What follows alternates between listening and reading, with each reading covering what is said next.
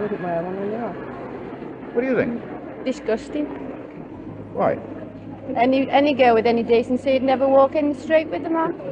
But they might wear one at the... Disgusting. Why? Well, I don't know. It's really disgusting. I wouldn't wear one.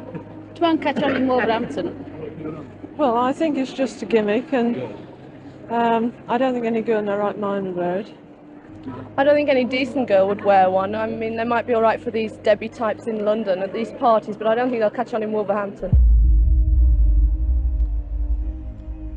अब एक dress industry है, यानी कहने को तो ऐसा कि फैशन बदलते रहते हैं, लेकिन इन फैशंस को अगर आप एक ग्राफ उनका बनाएं, एक चार्ट के ऊपर आप उनको सामने एक ही जगह पर इकट्ठा करके देखें, तो बड़ी दिलचस्प चीज आपको नजर आएगी कि उसका मकसद क्या है, ग्रेजुअली इंसानों को नंगा करना।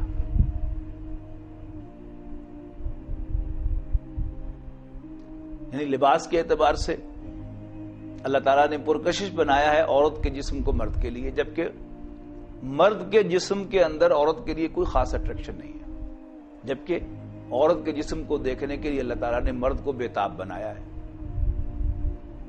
हाँ, गैर मामूली कोई हैंडसम कोई मर्द हो तो फिर उसकी तरफ औरत की निगाह उठती है, जबकि मर्द की निगाह तो हर औरत की तरफ उठती है। अब ड्रेस जो बन के आता है मार्केट में, प्रोमोट होता है, उसको आप गौर से देखें। Formal dress of a man, formal dress of a woman, क्या फर्क है? यानी मर्द के लिबास को आप ये पांव की टो से देखना शुरू करें और ऊपर तक चले जाएं, कवर्ड जुराबें, फिर ऑक्सफोर्ड शूज, फिर पैंट टखनों से नीचे, फिर अभी पैंट खत्म नहीं हुई ऊपर से कोट शुरू हो जाएगा, और फिर आखिरी बटन जो है बंद कर उस पर करके उस पर टाई लगाई जाएगी, ऊपर सर पे हेड भी होगा। उसी दफ्तर के लिए जो रिकमेंडेड ड्रेस औरत का है वो क्या है? कहीं ना कहीं से उसको एक्सपोज किया जाएगा, उसका गिरेबान खोला जाएगा, उसके बाजू नंगे किए जाएंगे। यानी जहां डिफेंस क्लब है, 7 स्टार होटल है, वहां आप चप्पल पहन के नहीं जा सकते, खातून जा सकती है। What is this? ये रूल्स बने हुए हैं, नॉर्म्स बने हुए हैं।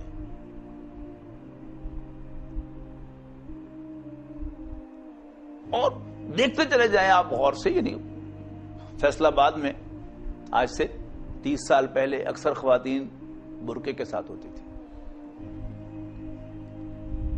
बुरका चादर से रिप्लेस हो गया, बड़ी चादर, फिर वो चादर जो है वो छोटी चादर बन गई, फिर चादर खत्म हो गई, बड़ा दुपट्टा आ गया, वो फिर बड़ा दुपट्टा भी छोटे दुपट्टे में और शिफून के दुपट्टे में बदल गया, और अब वो भी खत्म हो गया। फिर कभी उसका बाजू नंगा कर दिया, यानी वो बाजू के अंदर वो डिजाइन जो है वो यहां तक जो है ऊपर उसके शुरू हो रहा है, और यहां वो खाने बने हुए डिजाइन में यहां तक बाजू नजर आ रहा है। फिर उसका कभी गिरेबान जो है वो खोल दिया, लो नेक कर दिया, कभी जो उसको यहां से चाक इतना ऊपर उठा दिया कि जरा सा वो हिले तो उसका पेट नंगा हो जाए। साड़ी क्या लिबास बनाया है, सारा का सारा पेट नंगा है। यानी मर्द के लिबास में कोई तसव्वुर नहीं है कि वो टखनों से जरा ऊंची हो तो मजाक बन जाता है। औरत की शलवार जो है उसको टखनों से 4-4 इंच ऊंचा कर दिया। अब यहां इस आयत को पढ़िए, या बनी आदम ला यफ्तिनन्नकुम शैतानु कमा अखरज अबवैकुम मिनल जन्नह। ऐ आदम के बेटो, देखना शैतान कहीं तुम्हें फितने में मुब्तला न करे, जैसे उसने तुम्हारे मां बाप को कपड़े उतरवा कर जन्नत से निकलवाया था। इन्नहु यराकुम हुवा व कबीलुहु, बेशक शैतान और उसका कुनबा, उसके अंडे बच्चे, वो तुम्हें वहां से ताकते हैं, मिन हैसु ला तरौनहुम, जहां से तुम उसे नहीं देखते। हम इसे ऐसे ही समझते हैं कि वह फैशन आया फैशन गया, नहीं, बाकायदा मॉनिटर किया जाता है पीछे से कि अब हमने फलां कौम जो है اس کے کپڑے اتنے اتروا دیے ہیں، اب اتنے اتروا دیے ہیں، اب اتنے اتروا دیے ہیں، اب اتنے اتروا دیے ہیں. تو اللہ تعالیٰ اپنا بھی بندوبست کرتا ہے. اللہ تعالیٰ ان کو جزائے خیر دے. ان خواتین کو جن کی محنت سے فیصل آباد میں دوبارہ برقع آ گیا، لیکن ایک دفعہ تو اتر گیا تھا. اچھا، پھر یہ کہ ہمارے بزرگوں کی روایات کے اندر اس کی کتنی اہمیت تھی. ہمارے ایک دوست ہیں ڈاکٹر، انہوں نے بتایا کہ مسلم ہائی اسکول تارک آباد سے انہوں نے میٹرک کیا، تو ان کے جو اسلامیات کے استاد تھے انہوں نے باقاعدہ تقریباً حلف ہی لیا تھا ان سے کہ بھائی لنگوٹا کس کے رکھنا. کہتے ہیں کہ جب میں میڈیکل کالج میں پڑھتا تھا اس وقت جھنڈا گھر کے پاس ملاقات ہوئی، ہاں بھائی کتنے ہونا ہے؟ میں کہا جی میں اتنے پڑھنا میڈیکل کر رہے ہیں. نصیحت یاد ہے نا، لنگوٹا کس کے رکھنا ہے. یہ کتنی اہمیت ہے کہ وہ جو پہلی بات ہے کہ ہم نے لباس اتارا ہے یواری سوآتکم، جو بات تمہاری شرمگاہوں کو ڈھانپتا ہے. اور یہ ایک ایسا عجیب معاملہ ہے کہ بڑے غیر محسوس طریقے سے انسان اس کے اندر ملوث ہوتا ہے. فرسٹ ٹائم جو ہے وہ بچے کے جو سیگریگیٹڈ اسکول سے پڑھ کر جاتے ہیں کو ایجوکیشن میں، تو شروع میں یعنی خواتین کے ساتھ گھلنا ملنا ان کو بڑا عجیب سا لگتا ہے، حیا ہوتی ہے. پھر آہستہ آہستہ وہ حیا جو ہے وہ ختم ہوتی ہے. پہلے گفتگو کرنے کی ہمت ہوتی ہے، پھر گپ شپ لگنے لگتی ہے، پھر ہنسی مذاق بھی شروع ہو جاتا ہے، اور پھر جیسے دوستوں میں ہوتا ہے وہ دھکا مکی بھی ہوتی ہے. اور اس میں پھر پتہ نہیں چلتا انسان کو وہ ایک لائن کب انسان کراس کر لیتا ہے. اور جب انسان وہ لائن کراس کرتا ہے تو اس کے بعد سیکوینس آف ایونٹ اتنا ریپڈ ہو جاتا ہے کہ he never knows when he steps out of clothes. اسے پتہ ہی نہیں چلتا کپڑے کب اتارتے. اور پھر ایک دم جو ہے اسے پتہ نہیں ہوتا کہ میں کہاں کھڑا ہوں، کس جگہ ہوں. ایک دم جذبات میں آئے، کپڑے اتار دیے، اور پھر جب اوپر سے کوئی آ جاتا ہے تو پھر انسان جو ہے وہ یعنی ارد گرد جو بھی چیز سامنے آتی ہے اس سے اپنی شرمگاہوں کو ڈھانپنے کی کوشش کرتا ہے. تو یقیناً شیطان اور اس کا کنبہ تمہیں وہاں سے طاقتے ہیں جہاں سے تم انہیں نہیں طاقتے. بچنے کا راستہ کون سا ہے؟ آگے آئیے، انا جعلنا الشیاطین اولیاء للذین لا یؤمنون. یقیناً ہم نے شیطانوں کو ان لوگوں کا دوست بنا دیا ہے جو ایمان نہیں رکھتے.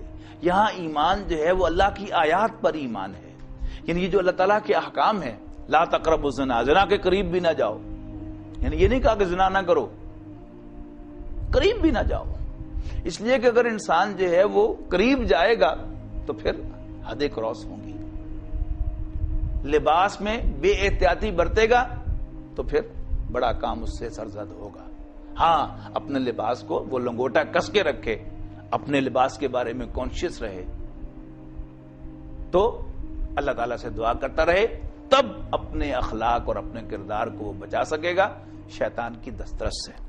میں ان افسوسناک تفصیلات کو زیادہ طول نہیں دینا چاہتا، مگر نامناسب ہے کہ اس حصہ بحث کو جارج رائلی اسکاٹ کی تاریخ الفحشاء ہسٹری آف پروسٹیٹیوشن کے چند اقتباسات نقل کیے بغیر ختم کر دیا جائے.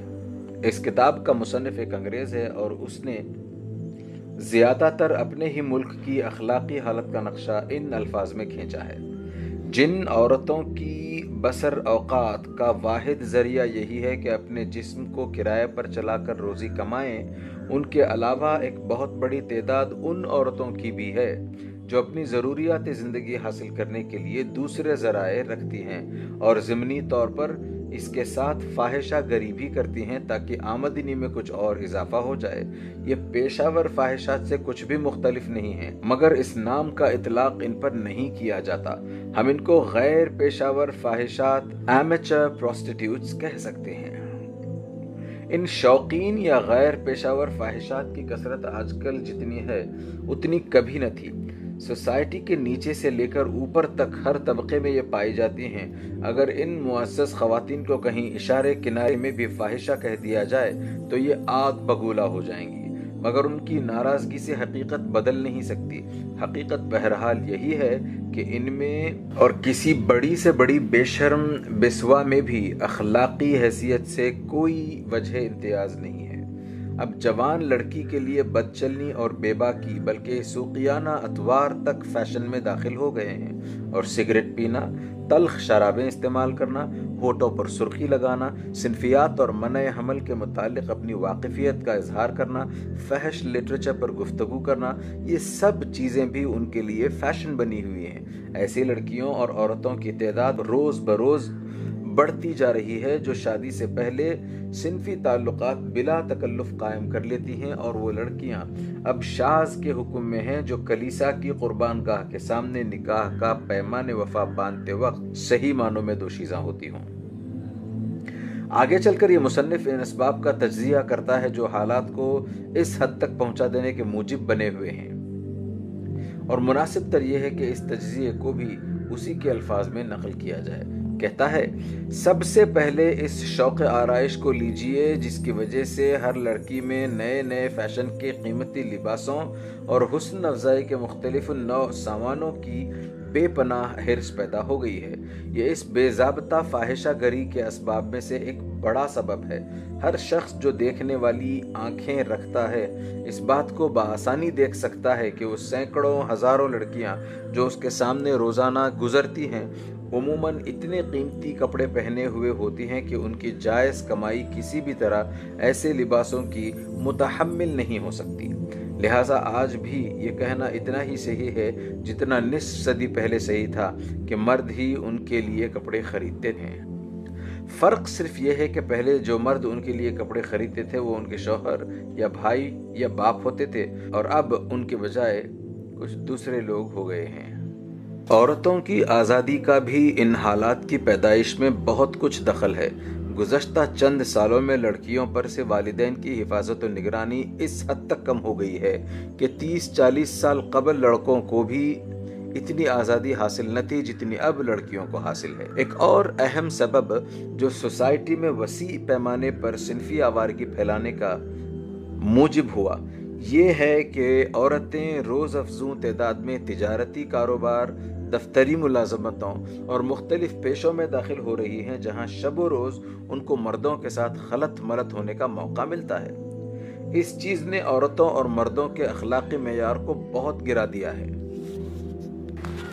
مردانہ اقدامات کے مقابلے میں عورتوں کی قوت مزاحمت کو بہت کم کر دیا ہے، اور دونوں صنفوں کے شہوانی تعلق کو تمام اخلاقی بندشوں سے آزاد کر کے رکھ دیا ہے۔ اب جوان لڑکیوں کے ذہن میں شادی اور باعثمت زندگی کا خیال آتا ہی نہیں۔ آزادانہ خوش وقتی جسے پہلے کبھی آوارہ قسم کے مرد ڈھونڈتے پھرتے تھے، آج ہر لڑکی اس کی جستجو کرتی پھرتی ہے۔ دوشیزگی اور بکارت کو ایک دقیانوسی چیز سمجھا جاتا ہے، اور دور جدید کی لڑکی اس کو ایک مصیبت خیال کرتی ہے۔ اس کے نزدیک زندگی کا لطف یہ ہے کہ عہد شباب میں لذات نفس کا جام خوب جی بھر کے پیا جائے۔ اسی چیز کی تلاش میں وہ رقص خانوں، نائٹ کلبوں اور ہوٹلوں اور قہوہ خانوں کے چکر لگاتی ہے، اور اسی کی جستجو میں وہ بالکل اجنبی مردوں کے ساتھ موٹر کی سیر کے لیے بھی جانے پر آمادہ ہو جاتی ہے۔ دوسرے الفاظ میں وہ جان بوجھ کر خود اپنی خواہش سے اپنے آپ کو ایسے ماحول میں اور ایسے حالات میں پہنچا دیتی ہے اور پہنچاتی رہتی ہے جو صنفی جذبات کو مشتعل کرنے والے ہیں، اور پھر اس کے جو قدرتی نتائج ہیں ان سے وہ گھبراتی نہیں ہے بلکہ ان کا خیر مقدم کرتی ہے۔ فیصلہ کن سوال۔ ہمارے ملک میں اور اسی طرح دوسرے مشرقی ممالک میں بھی جو لوگ پردے کی مخالفت کرتے ہیں ان کے سامنے دراصل زندگی کا یہی نقشہ ہے۔ اسی زندگی کے تابناک مظاہر نے ان کے حواس کو متاثر کیا ہے۔ یہی نظریات، یہی اخلاقی اصول اور یہی مادی و حسی فوائد و لذائذ ہیں جن کے روشن پہلو نے ان کے دل و دماغ کو اپیل کیا ہے۔ پردے سے ان کی نفرت اسی بنا پر ہے کہ اس کا بنیادی فلسفہ اخلاق اس مغربی فلسفہ اخلاق کی ضد ہے جس پر یہ ایمان لے آئے ہیں، اور عملاً ان فائدوں اور لذتوں کے حصول میں مانع ہے جن کو ان حضرات نے مقصود بنا لیا ہے۔ اب یہ سوال کہ اس نقشہ زندگی کے تاریک پہلو یعنی اس کے عملی نتائج کو بھی یہ لوگ قبول کرنے کے لیے تیار ہیں یا نہیں، تو اس بات میں ان کے درمیان اتفاق نہیں ہے۔ ایک گروہ ان نتائج کو جانتا ہے اور انہیں قبول کرنے کے لیے تیار ہے، در حقیقت اس کے نزدیک یہ بھی مغربی زندگی کا روشن پہلو ہی ہے، نہ کہ تاریک۔ دوسرا گروہ اس پہلو کو تاریک سمجھتا ہے، ان نتائج کو قبول کرنے کے لیے تیار نہیں ہے، مگر ان فائدوں پر بری طرح فریفتہ ہے جو اس طرز زندگی کے ساتھ وابستہ ہیں۔ تیسرا گروہ نہ تو نظریات کو ہی سمجھتا ہے، نہ ان کے نتائج سے واقف ہے، اور نہ اس بات پر غور و فکر کی زحمت اٹھانا چاہتا ہے کہ ان نظریات اور ان نتائج کے درمیان کیا تعلق ہے۔ اس کو تو بس وہ کام کرنا ہے جو دنیا میں ہو رہا ہے۔ یہ تینوں گروہ باہم کچھ اس طرح مخلوط ہو گئے ہیں کہ گفتگو کرتے وقت بسا اوقات یہ تمیز کرنا مشکل ہو جاتا ہے کہ ہمارا مخاطب دراصل کس گروہ سے تعلق رکھتا ہے۔ اسی اختلاط کی وجہ سے عموماً سخت غلط مبحث پیش آتا ہے، لہٰذا ضرورت ہے کہ ان کو چھانٹ کر ایک دوسرے سے الگ کیا جائے اور ہر ایک سے اس کی حیثیت کے مطابق بات کی جائے۔ اے اولاد آدم، ہم نے تم پر لباس نازل کیا ہے کہ تمہارے جسم کے قابل شرم حصوں کو ڈھانکے اور تمہارے لیے جسم کی حفاظت اور زینت کا ذریعہ بھی ہو، اور بہترین لباس تقوی کا لباس ہے۔ یہ اللہ کی نشانیوں میں سے ایک نشانی ہے، شاید کہ لوگ اس سے سبق لیں۔ اے بنی آدم، ایسا نہ ہو کہ شیطان تمہیں پھر اسی طرح فتنے میں مبتلا کر دے جس طرح اس نے تمہارے والدین کو جنت سے نکلوایا تھا اور ان کے لباس ان پر سے اتروا دیے تھے تاکہ ان کی شرمگاہیں ایک دوسرے کے سامنے کھولے۔ وہ اور اس کے ساتھی تمہیں ایسی جگہ سے دیکھتے ہیں جہاں سے تم انہیں نہیں دیکھ سکتے۔ ان شیاطین کو ہم نے ان لوگوں کا سرپرست بنا دیا ہے جو ایمان نہیں لاتے۔ ان آیات میں جو کچھ ارشاد ہوا ہے اس سے چند اہم حقیقتیں نکھر کر سامنے آ جاتی ہیں۔ اول یہ کہ لباس انسان کے لیے ایک مصنوعی چیز نہیں ہے بلکہ انسانی فطرت کا ایک اہم مطالبہ ہے۔ اللہ تعالیٰ نے انسان کے جسم پر حیوانات کی طرح کوئی پوشش پیدائشی طور پر نہیں رکھی، بلکہ حیا اور شرم کا مادہ اس کی فطرت میں وضعیت کر دیا۔ اس نے انسان کے لیے اس کے اعضائے صنفی کو محض اعضائے صنفی ہی نہیں بنایا بلکہ سوا بھی بنایا، جس کے معنی عربی زبان میں ایسی چیز کے ہیں جس کے اظہار کو آدمی قبیح سمجھے۔ پھر اس فطری شرم کے تقاضے کو پورا کرنے کے لیے اس نے کوئی بنایا لباس انسان کو نہیں دے دیا بلکہ اس کی فطرت پر لباس کا الہام کیا۔ انزلنا علیکم لباسا، تاکہ وہ اپنی عقل سے کام لے کر اپنی فطرت کے اس مطالبے کو سمجھے اور پھر اللہ کے پیدا کردہ مواد سے کام لے کر اپنے لیے لباس فراہم کرے۔ دوم یہ کہ اس فطری الہام کی روح سے انسان کے لیے لباس کی اخلاقی ضرورت مقدم ہے، یعنی یہ کہ وہ اپنی سوا کو ڈھانکے، اور اس کی طبعی ضرورت مؤخر ہے، یعنی یہ کہ اس کا لباس اس کے لیے ریش یعنی جسم کی آرائش اور موسمی اثرات سے بدن کی حفاظت کا ذریعہ ہو۔ اس باب میں بھی فطرتاً انسان کا معاملہ حیوانات کے برعکس ہے۔ ان کے لیے پوشش کی اصل غرض صرف اس کا ریش ہونا ہے، رہا اس کا ستر پوش ہونا تو ان کے اعضائے صنفی سرے سے سوا ہی نہیں ہے کہ انہیں چھپانے کے لیے حیوانات کی جبلت میں کوئی داعیہ موجود ہوتا اور اس کا تقاضا پورا کرنے کے لیے ان کے اجسام پر کوئی لباس پیدا کیا جاتا۔ لیکن جب انسانوں نے شیطان کی رہنمائی قبول کی تو معاملہ پھر الٹ گیا۔ اس نے اپنے ان شاگردوں کو اس غلط فہمی میں ڈال دیا کہ تمہارے لیے لباس کی ضرورت بعینہ ہی وہی ہے جو حیوانات کے لیے ریش کی ضرورت ہے، رہا اس کا ثوا کو چھپانے والی چیز ہونا تو یہ قطعاً کوئی اہمیت نہیں رکھتا، بلکہ جس طرح حیوانات کے اعضاء ثوا نہیں ہیں اسی طرح تمہارے یہ اعضاء بھی ثوا نہیں، محض اعضاء صنفی ہی ہیں۔ سوم یہ کہ انسان کے لیے لباس کا صرف ذریعہ ستر پوشی اور وسیلہ زینت و حفاظت ہونا ہی کافی نہیں ہے، بلکہ فی الحقیقت اس معاملے میں جس بھلائی تک انسان کو پہنچنا چاہیے وہ یہ ہے کہ اس کا لباس تقویٰ کا لباس ہو، یعنی پوری طرح ساتر بھی ہو، زینت میں بھی حد سے بڑھا ہوا یا آدمی کی حیثیت سے گرا ہوا نہ ہو، فخر و غرور اور تکبر و ریا کی شان لیے ہوئے بھی نہ ہو، اور پھر ان ذہنی امراض کی نمائندگی بھی نہ کرتا ہو جن کی بنا پر مرد زنانہ پن اختیار کرتے ہیں، عورتیں مردانہ پن کی نمائش کرنے لگتی ہیں، اور ایک قوم دوسری قوم کے مشابہ بننے کی کوشش کر کے خود اپنی ذلت کا زندہ اشتہار بن جاتی ہے۔ لباس کے معاملے میں اس خیر مطلوب کو پہنچنا تو کسی طرح ان لوگوں کے بس میں ہے ہی نہیں جنہوں نے انبیاء علیہ السلام پر ایمان لا کر اپنے آپ کو بالکل خدا کی رہنمائی کے حوالے نہیں کر دیا ہے۔ جب وہ خدا کی رہنمائی تسلیم کرنے سے انکار کر دیتے ہیں تو شیاطین ان کے سرپرست بنا دیے جاتے ہیں، پھر یہ شیاطین ان کو کسی نہ کسی غلطی میں مبتلا کر کے ہی چھوڑتے ہیں۔ چاروں یہ کہ لباس کا معاملہ بھی اللہ کی ان بے شمار نشانیوں میں سے ایک ہے جو دنیا میں چاروں طرف پھیلی ہوئی ہیں اور حقیقت تک پہنچنے میں انسان کی مدد کرتی ہیں، بشرطے کہ انسان خود ان سے سبق لینا چاہے۔ اس سے پہلے جن حقائق کی طرف ہم نے اشارہ کیا ہے انہیں اگر تأمل کی نظر سے دیکھا جائے تو یہ بات بآسانی سمجھ میں آ سکتی ہے کہ لباس کس حیثیت سے اللہ تعالیٰ کا ایک اہم نشان ہے۔ ایک بات جان لو کہ وہ یعنی ابلیس خود، چونکہ اسے بھی چھوٹ ملی ہوئی ہے قیامت تک کے لیے، وہ مسلسل زندہ ہے، اور قبیل ہو اور اس کی قوم، اس کی ذریت اور اس کے جو ایجنٹ ہیں جنات میں سے، چونکہ وہ انویزیبل ہیں تو وہ تمہیں دیکھتے ہیں، تاکتے ہیں تمہیں، تم پر داؤ لگاتے ہیں۔ یراکم ہوا وقبیلہ من حیث لا ترونہم، جہاں سے تم انہیں نہیں دیکھ سکتے۔ جیسے گندگی جو ہے اس کے اوپر مکھی آئے گی، ایسے ہی جہاں اللہ کا ذکر نہیں ہے، اللہ کا ایمان نہیں ہے، خانہ خالی را دیو می گیرت، تو وہاں یہ شیاطین جن جو ہیں آ کر اڈا جمائیں گے۔